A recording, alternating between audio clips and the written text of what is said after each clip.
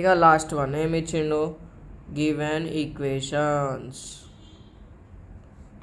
ఏమి ఇచ్చిండు, x² - 6x + 5 = 0 and x² - 3ax + 35 = 0. Have a common root then find the value of a అన్నాడు.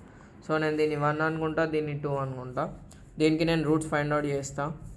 Consider 1 - 6x + 5.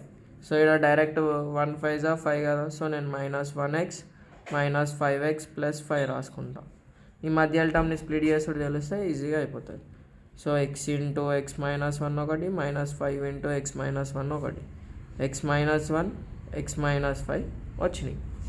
So value ఏంది, x - 1 = 0, x - 5 = 0, x = 1, x = 5. ఏమన్నాడు, equation 2 and equation 1 has common roots కదా.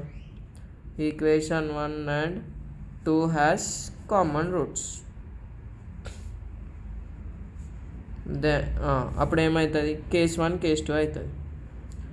If x = 1 అది అలా substitute చేసేయాలి.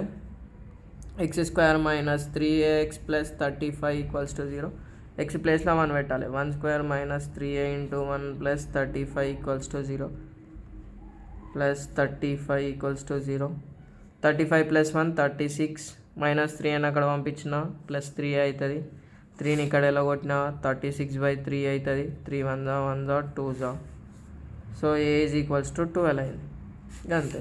ఇప్పుడు case 2,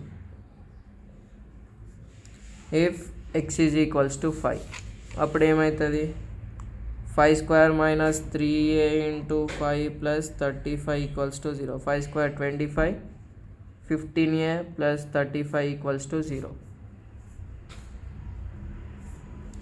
35 40 50 60, 60 = 15a, 60/15 = a, 15 1 15 2 30, 15 4 a = 4.